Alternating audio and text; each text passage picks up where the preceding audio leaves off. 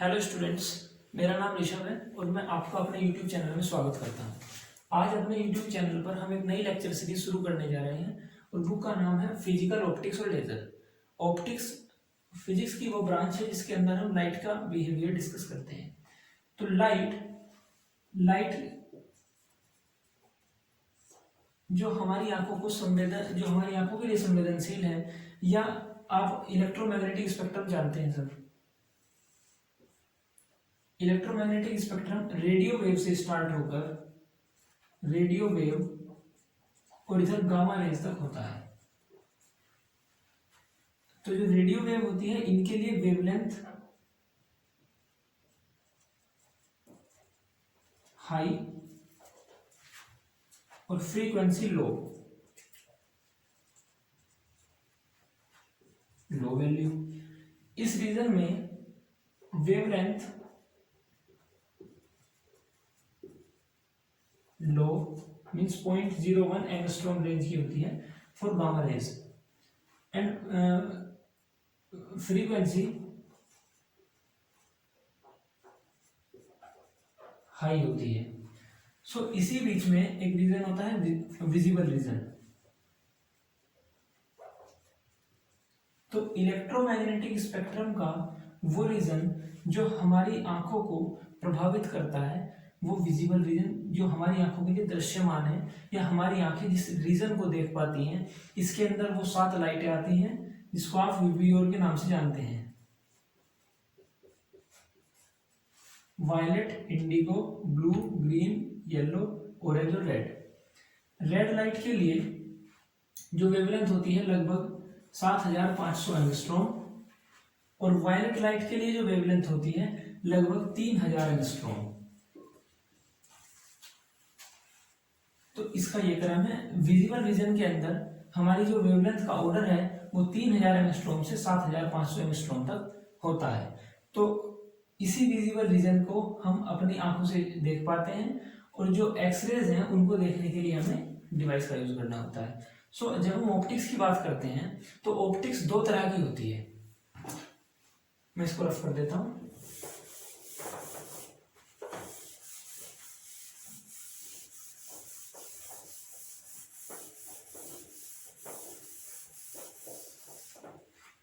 तो जब हम ऑप्टिक्स की बात करते हैं तो हम 2 तरह की ऑप्टिक्स की बात करते हैं, एक रे ऑप्टिक्स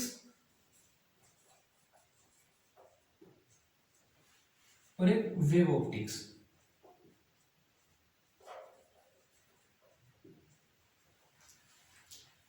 एक्चुअली जो रे ऑप्टिक्स है, रे ऑप्टिक्स लाइट की रेक्टिलिनियर नेचर पर बेस्ड है।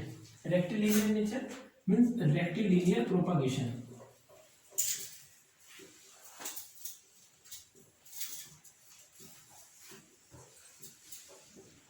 मीन्स जब लाइट स्ट्रेट लाइन में मोशन करती है तो वो रेक्टिलिनियर उसका मोशन है, और यदि लाइट कर्वीलिनियर मोशन फॉलो करती है तो हम उसको वेव ऑप्टिक्स में डिस्कस करते हैं। रेक्टिलिनियर मोशन के अंदर हम रिफ्लेक्शन और रिफ्रैक्शन की बात करते हैं। कर्वीलिनियर मोशन में हम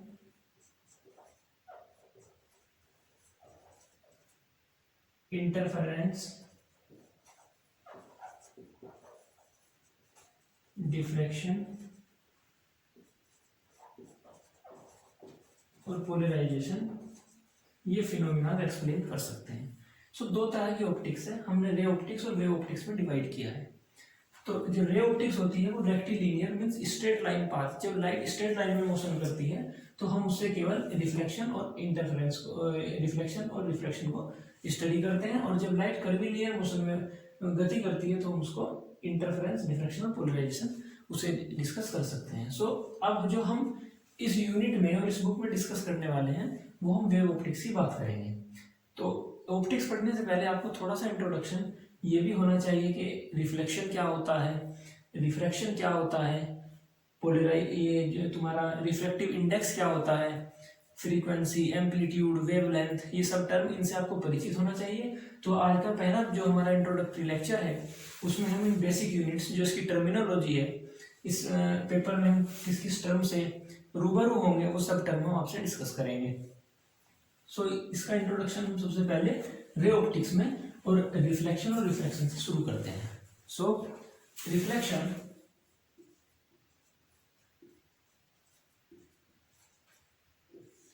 जब लाइट किसी इंटरफेस से टकराने के बाद वापस उसी मीडियम में लौट आए तो उसको हम कहते हैं रिफ्लेक्शन।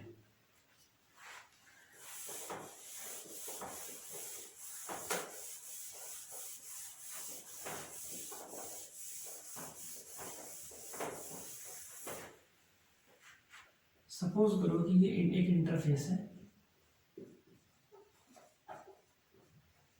इंटरफेस मीन्स बॉर्डर, ये एक मीडियम वन, इसको आप मीडियम वन के नाम से कह सकते हो, मीडियम वन और मीडियम टू। तो जब लाइट किसी एंगल पर, यह नॉर्मल मीन्स इंटरफेस पर जब आप कोई लंब डालते हो या अभिलंब जिसको नॉर्मल बोलते हैं, तो ये नॉर्मल है। और अगर कोई लाइट किसी एंगल पर इंसिडेंस होती है तो ये एंगल ऑफ इंसिडेंस है।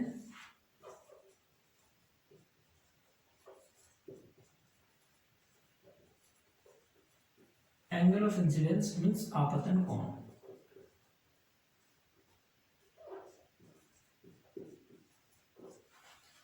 तो किसी इंटरफेस पर लाइट के इंसिडेंट होने के बाद दो प्रोबेबिलिटी है कि लाइट या तो इसी मीडियम में वापस लौट सकती है या वो दूसरे मीडियम को क्रॉस करके, पार करके निकल सकती है।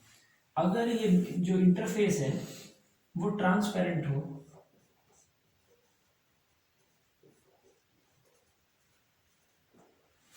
तो लाइट इंटरफेस को पार करके दूसरे मीडियम में जा सकती है। सो लाइट का इंसिडेंस होने के बाद इंसिडेंट लाइट का दूसरे मीडियम में अपनी डायरेक्शन चेंज करने की चेंज करके गति करना, वो रिफ्रैक्शन कहलाता है। और लाइट का इंटरफेस से टकराकर या मीडियम वन और टू के इंटरफेस से, उसके बीच की बाउंड्री से टकराकर उसी माध्यम में वापस लौट जाना रिफ्लेक्शन कहलाता है। ये एंगल ऑफ रिफ्लेक्शन होगा, angle of reflection.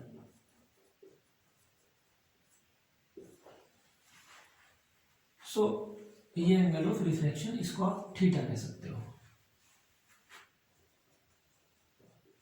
Angle of refraction.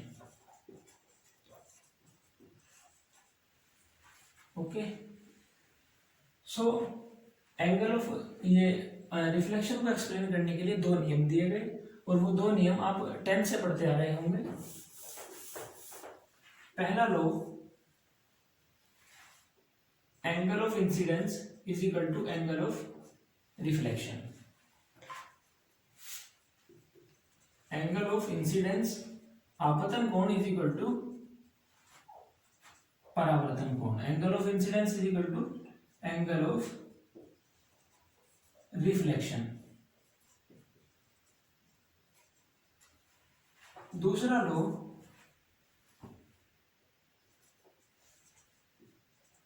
Angle of incidence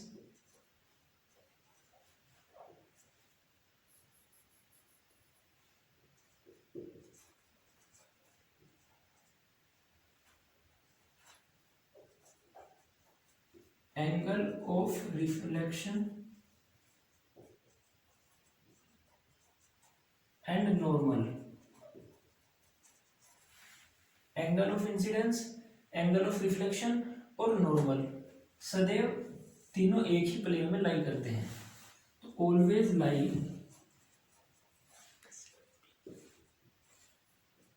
in same plane means angle of incidence और एंगल ऑफ रिफ्लेक्शन दोनों बराबर होंगे और एंगल ऑफ इंसिडेंस, ये एंगल और ये नॉर्मल, तीनों एक ही प्लेन में लाई करते हैं। मीन्स तीनों जहां आकर मिलते हैं वो हमारा इंटरफेस है। सो यही दो नियम है, इनसे रिफ्लेक्शन को एक्सप्लेन किया गया। अब इसी तरह दो नियम रिफ्लेक्शन को एक्सप्लेन करने के लिए दिए गए। तो रिफ्रैक्शन के जो दो नियम है वो ये है कि angle of incidence, angle of refraction और normal always lie in the same plane. और दूसरा लॉ जो एक बड़े फेमस साइंटिस्ट स्नेल ने दिया, उसको हम स्नेल्स लॉ के नाम से जानते हैं। सो आप इसको एक बार नोट कीजिए और स्क्रीनशॉट लीजिए, फिर आप करके शुरू करते हैं। तो ठीक है, अब शुरू करते हैं स्नेल्स का नियम। सो स्नेल ने जो रिफ्लेक्शन को एक्सप्लेन करने के लिए दो नियम दिए गए, जिस तरह से रिफ्लेक्शन को एक्सप्लेन किया गया दो नियम से, ऐसे ही रिफ्लेक्शन के लिए भी दो नियम है जो पॉपुलर नियम है। उनमें से एक नियम है Snell's law.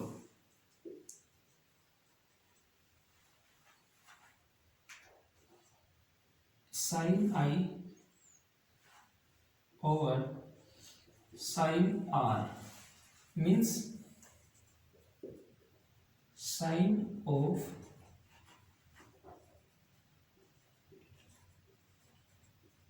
Incidence angle over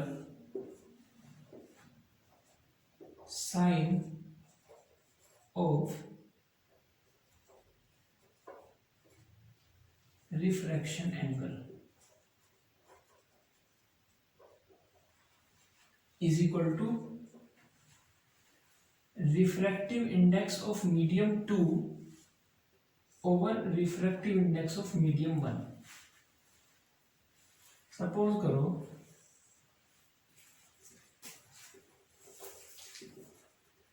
medium 1 और यह है medium 2।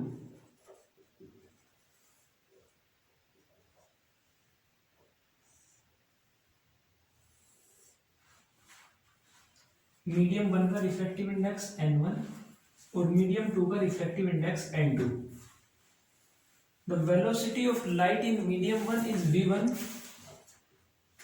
and the velocity of light in medium 2 is v2. Let us see.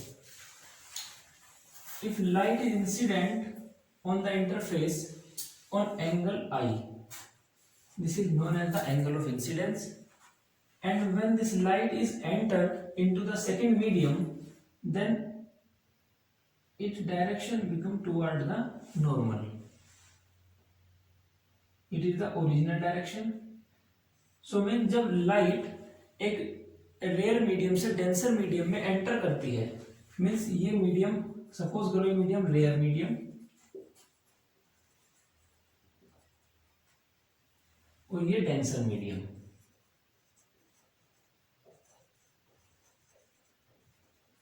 तो जब लाइट रेयर मीडियम से डेंसर मीडियम में एंटर करती है तो लाइट अभिलंब की ओर मीन्स नॉर्मल की ओर थोड़ा झुक जाती है, means angle of incidence is greater than angle of refraction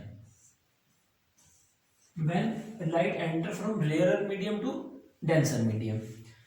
इसी को हम रिफ्रैक्टिव इंडेक्स के कॉन्सेप्ट से समझ सकते हैं। तो सबसे पहले हमें समझना होगा कि रिफ्रैक्टिव इंडेक्स क्या है, इसकी फिजिकल सिग्निफिकेंस क्या है और इसको हम क्यों यूज करते हैं। सो हम ये जानते हैं कि रिफ्रैक्टिव इंडेक्स को n से रिप्रेजेंट करते हैं, कहीं कहीं आप इसको म्यू से भी रिप्रेजेंट कर सकते हैं। आपने बहुत सारी बुकों में इसको म्यू से रिप्रेजेंट करते हैं, आपने देखा भी होगा। So n is equal to c over v, where c is the velocity of light,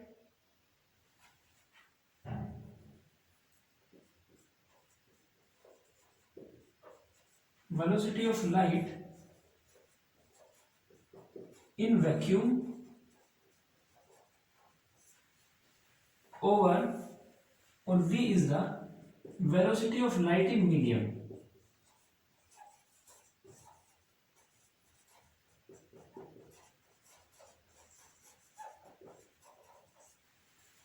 तो किसी मीडियम का रिफ्रैक्टिव इंडेक्स अगर हम वहां लिख रहे हैं n1, तो n1 means c over v1। Medium 1 का refractive index is equal to velocity of light in vacuum over velocity of light in medium 1 या रेयर मीडियम, और n2 is equal to c over v2, velocity of light in vacuum और velocity of light in medium 2। So sine I over sine are is equal to n2 over n1। अगर आप n2 over n1 यहाँ करते हैं तो we find sine I over sine are is equal to n2 over n1 is equal to c over v2 over c over v1। So v1 over v2। So sine I over sine are is equal to velocity of light in medium 1 over velocity of light in medium 2। So ये भी Snell's का ही नियम है। इसको हम ऐसे भी represent कर सकते हैं 1 म्यू और 2, velocity of light in medium 1 over velocity of light in medium 2। अब साइन आई ओवर साइन आर को हम रिफ्रैक्टिव इंडेक्स की टर्म में, वेलोसिटी इन मीडियम की टर्म में और अब वेवलेंथ की टर्म में भी इसको मेजर कर सकते हैं, कैलकुलेट कर सकते हैं, क्योंकि बहुत सारी न्यूमेरिकल प्रॉब्लम्स ऐसी होती हैं जिसमें हमको वेवलेंथ दे दी जाएगी और उससे हम एंगल ऑफ इंसिडेंस और एंगल ऑफ रिफ्लेक्शन में डिफरेंस कराना चाहेगा, पूछेगा कि एंगल ऑफ इंसिडेंस बड़ा है कि angle of reflection. So wavelength की टर्म में भी इसको मेजर कर सकते हैं। इसके लिए हम फॉर्मूला ड्राइव करते हैं, इसको रख कर देता हूं मैं, इसके लिए छोटे नीचे। सो हमने स्नेल्स का जो नियम था उसको यहां तक देखा कि sine I over sine are is equal to n2 over n1, या आप इसको लिख सकते हो n21 ऑल्सो, और v1 ओवर v2, और इसको आप लिख सकते हो m1 mu2। और आप ये जानते हो एक बड़ा फेमस रिलेशन है v is equal to nu lambda. ये आप एक स्टार बनाकर नोट कर सकते हो कि जब लाइट एक मीडियम से दूसरे मीडियम में एंटर करती है तो लाइट की फ्रीक्वेंसी चेंज नहीं होती, मींस लाइट की जो number of cycle per seconds है वो सेम रहती है। तो लाइट की फ्रीक्वेंसी रेयर मीडियम और डेंसर मीडियम से प्रभावित नहीं होती है। So v1 is equal to nu lambda 1 और v2 is equal to nu lambda 2 if we put these value in equation this। so new lambda 1 over new lambda 2 cut, so lambda 1 over lambda 2, so sin I over sin R is equal to lambda 1 over lambda 2। wavelength of light in the medium 1 means rarer medium,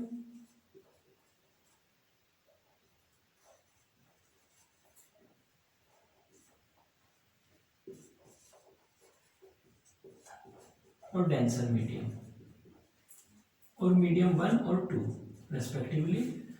ऐसा भी हो सकता है कि medium 1 को denser medium मान लें और मीडियम 2 को रेयर मीडियम मान लें। सो अब हम ये देखना चाहते हैं इसी से कि angle of incidence, angle of reflection एक दूसरे से कैसे रिलेटेड है, कौन सा एंगल बड़ा हो सकता है, वो आप रिफ्रैक्टिव इंडेक्स से कैलकुलेट कर सकते हो। कैसे, देखिए, अगर for rare medium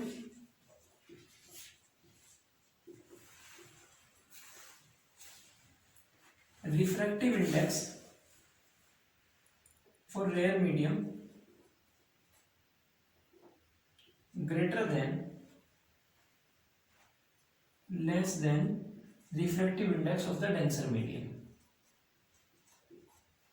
denser medium के लिए रिफ्रैक्टिव इंडेक्स ज्यादा होता है और डेंसर मीडियम में वेलोसिटी ऑफ लाइट कम होती है, क्योंकि हम ये रिलेशन जानते हैं n is equal to C over we.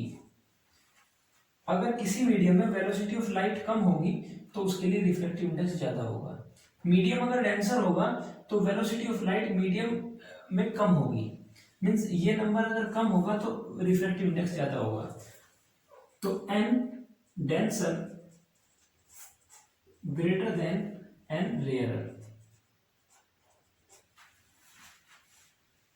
और sine I over sine are is equal to n2 over n1, और मीडियम टू डेंसर मीडियम हमने कंसीडर किया है,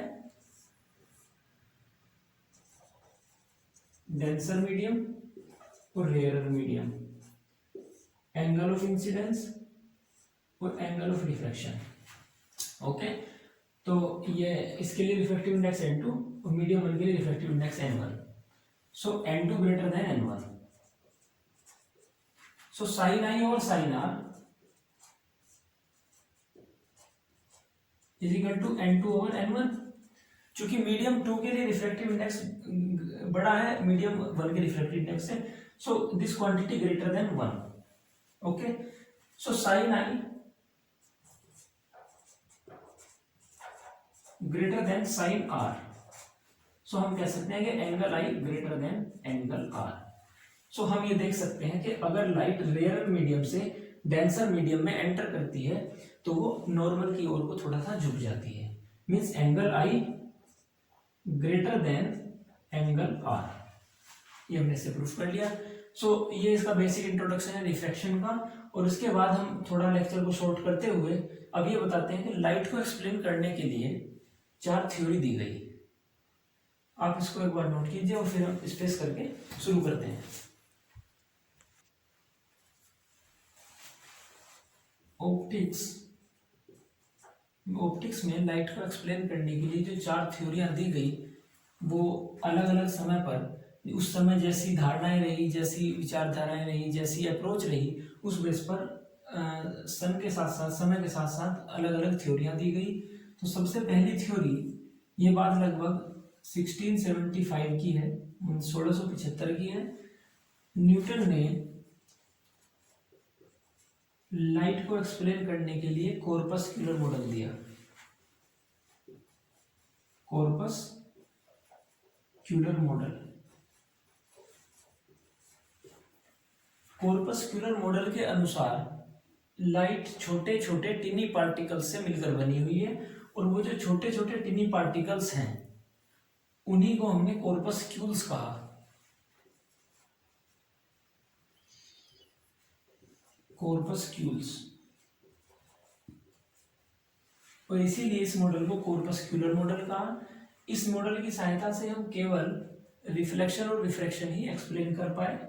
और लगभग इसी से 3 साल बाद 1678 एक डच फिजिसिस्ट हुए हैं, डच DUTCH, डच फिजिसिस्ट, उनका नाम है क्रिश्चियन हाइगेंस।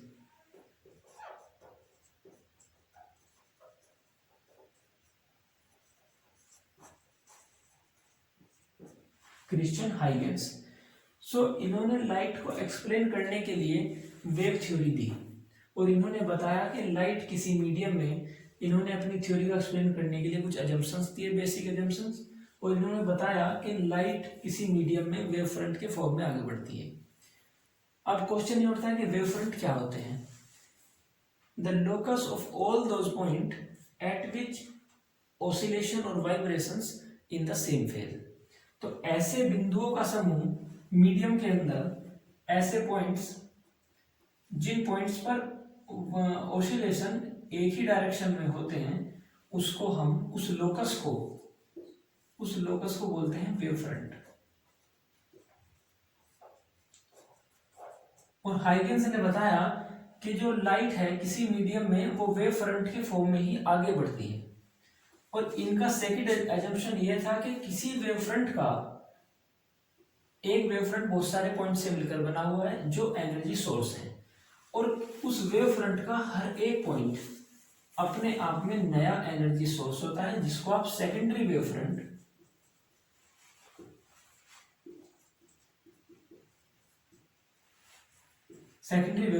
और वेवलेट भी बोल सकते हो, wavelet.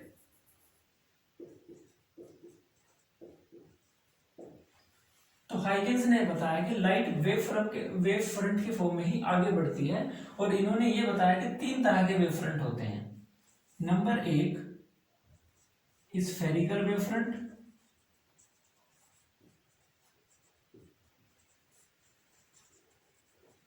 Number 2 cylindrical wave front, number 3 plane wave front.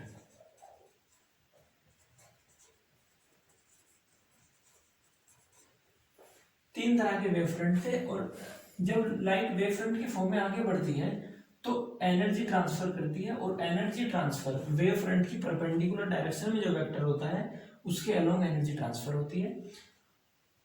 और एक कॉन्सेप्ट है इसमें कि जो वेव फ्रंट की परपेंडिकुलर डायरेक्शन होती है, इसमें एक वेव फ्रंट से दूसरे वेव फ्रंट एक वेव फ्रंट से दूसरे वेव फ्रंट को मिलाने वाली लाइन जो कि वेव फ्रंट के परपेंडिकुलर डायरेक्शन में होगी, उसको हम रे बोलते हैं, रे। हमने बताया था कि जो रे ऑप्टिक्स में हम डिस्कस करते हैं, rectilinear path traveled by the light discussed under the ray optics. So this straight line path is the ray, and the cluster of the ray or collection of ray is known as the beam of light.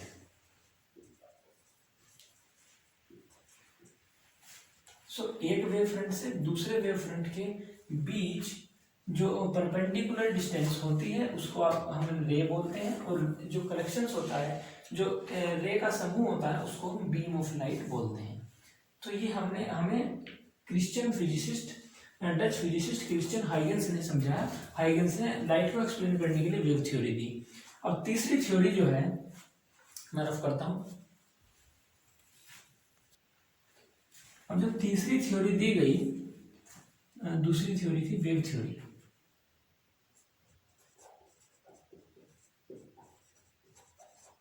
Wave theory of light. तीसरी theory जो थी वो electromagnetic theory.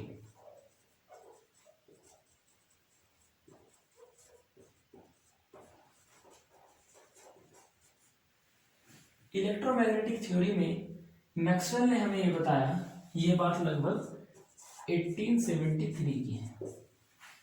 In 1873, Maxwell says that light travel in medium in form of two vectors.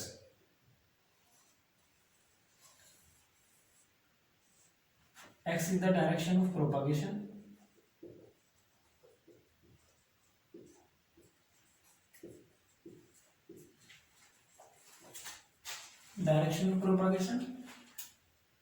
और y is the direction of electric vector.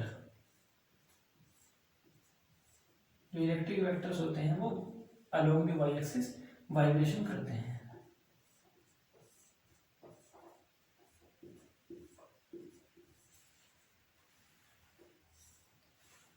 और along the z axis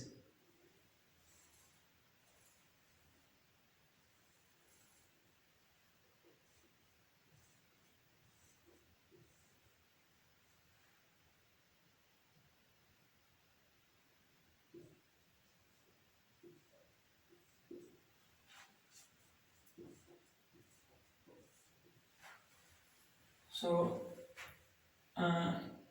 it is the electric vector, और this is the magnetic vector. तो इन्होंने बताया कि electromagnetic theory में light एक electromagnetic wave है, और लाइट किसी मीडियम में इलेक्ट्रिक वेक्टर और मैग्नेटिक वेक्टर की फॉर्म में आगे बढ़ती है, जिससे से वो ऊर्जा ट्रांसफर, एनर्जी ट्रांसफर करती है। सो ये इलेक्ट्रोमैग्नेटिक थ्योरी का कॉन्सेप्ट रहा। इससे भी हमने ऑप्टिक्स लाइट को एक्सप्लेन किया। और एक चौथी जो थ्योरी थी वो Planck quantum principle, Planck quantum theory.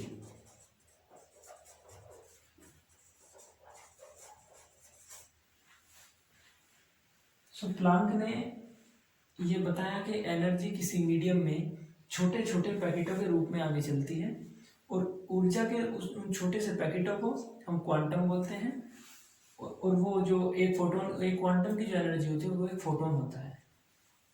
और इन्होंने ये एजम्पशन दिया, ये पोस्टुलेट दिया कि energy is proportional to frequency of light, और energy is equal to h nu. This is the photonic energy. एक फोटोन की एनर्जी एच न्यू होगी, और अगर ज़्यादा एनर्जी के फोटोन होंगे तो energy integral multiple in n h nu. So E is equal to n h nu. इस तरीके से ये एनर्जी पैकेट का प्रिंसिपल है। सो आप इसको एटॉमिक मॉडल से समझ सकते हैं कि अगर ये न्यूक्लियस हो और इलेक्ट्रॉन सर्कुलर ऑर्बिट में मूव करते हो, ये न्यूक्लियस इलेक्ट्रॉन, अगर इलेक्ट्रॉन हायर एनर्जी स्टेट से लोअर एनर्जी स्टेट में पहुंचता है तो एनर्जी ट्रांसमिट करता है। ये ई फाइनल स्टेट और एनर्जी ऑफ इनिशियल स्टेट, यहां से जो एनर्जी रिलीज होती है वो फोटोन के फॉर्म में होती है इजिकल टू एच न्यू, और ये एनर्जी इक्वल होती है इन दोनों स्टेट्स के एनर्जी गैप के। E F minus E I is equal to h nu. इसी से हम ये एक्सप्लेन कर सकते हैं कि nu is equal to C over lambda. हम ये जानते हैं कि c is equal to nu lambda, so h c over lambda also. So ये प्लांक ने लाइट को एक्सप्लेन करने के लिए theory the.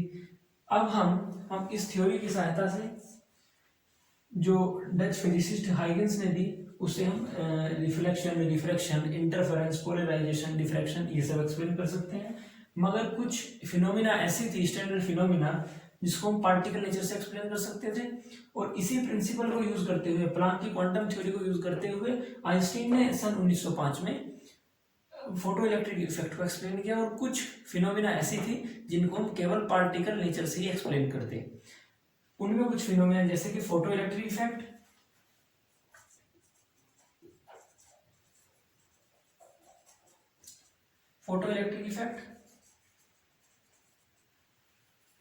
Compton effect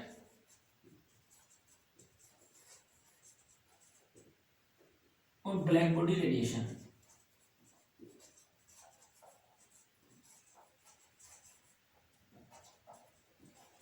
So, according to de Broglie principle, light have dual nature।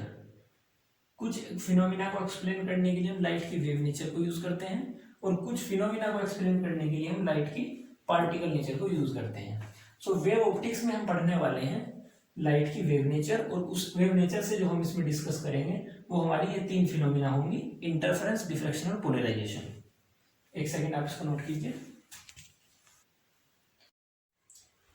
तो अब तक जो हमने इसमें पढ़ा है, अब तक ये हमारा इस बुक का टॉपिक नहीं है, क्योंकि हम इस बुक में जो पढ़ने वाले हैं वो वेव ऑप्टिक्स है, और जो हमने कंटेंट डिस्कस किया है ये लाइट की टोटल थ्योरीज है। लाइट रे ऑप्टिक्स भी होती है, लाइट वेव ऑप्टिक्स में भी होती है, लाइट पार्टिकल नेचर भी रखती है, लाइट वेव नेचर भी रखती है। तो जो टोटल इसकी फिनोमिनाज है, जैसे reflection, refraction, diffraction, polarisation, interference, बहुत सारी फिनोमिना है, फोटो इलेक्ट्रिक इफेक्ट, तो लाइट सभी में यूज होती है। मगर हम जो वेव ऑप्टिक्स में यूज करेंगे वो वेव ऑप्टिक्स एक्सप्लेन करने के लिए जो कुछ फिनोमिना है, जैसे कि इंटरफेरेंस, डिफ्रैक्शन, पोलराइजेशन। अब इन थ्योरी को यूज करते हुए, जैसे हाइगन्स वेव थ्योरी, हम कुछ फिनोमिना जैसे कि इंटरफेरेंस, डिफ्रैक्शन, पोलराइजेशन ये सब एक्सप्लेन करने वाले हैं। तो इस यूनिट का जो कंटेंट है, इस बुक का जो कंटेंट है वो 4 यूनिटों में डिवाइड है। यूनिट नंबर 1, यूनिट नंबर 2 और यूनिट नंबर 3, यूनिट नंबर 4। पहले यूनिट का जो टॉपिक है वो है इंटरफेरेंस। पहला जो यूनिट है वो है इंटरफेरेंस। दूसरी यूनिट में हम डिस्कस करेंगे डिफ्रैक्शन।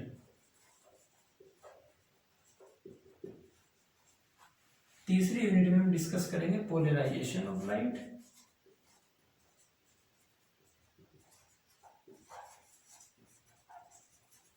और फोर्थ यूनिट में हम डिस्कस करेंगे लेजर।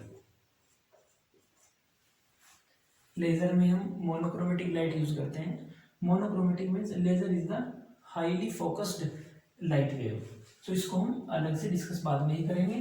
तो जो ये 3 फिनोमेना है लाइट की वेव नेचर से एक्सप्लेन हो पाएंगी। और पहले यूनिट के अंदर जो इसके कुछ मैं हॉट टॉपिक्स हैं वो आपको बता देता हूँ। डिस्कस हम इसके बारे में अगले लेक्चर में करेंगे। आज लेक्चर हमारा काफ़ी लंबा हो चुका है। ये इसका बेसिक जो इंट्रोडक्शन था। तो इंटरफेरेंस में जैसे कि सुपरपोजिशन प्रिंसिपल,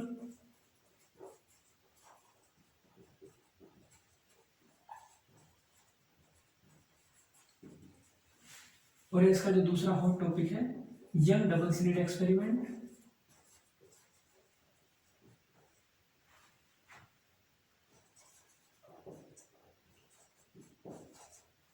और ऐसे ही इसमें कई हॉट टॉपिक है, एक्सपेरिमेंट है, और उसके बाद न्यूटन्स रिंग एक्सपेरिमेंट है, फेबरी फेरोड इंटरफेरोमीटर। हाँ जी, तो इसका ये कंटेंट है, और हम इसको अगले लेक्चर में अच्छे तरीके से टॉपिक वाइज डिस्कस करेंगे। और आज के लेक्चर में इतना ही। और अगर हमारा लेक्चर और हमारा ये समझ आपको पसंद आया हो तो हमारे जो चैनल को सब्सक्राइब कीजिए, लाइक कीजिए और शेयर कीजिए। धन्यवाद।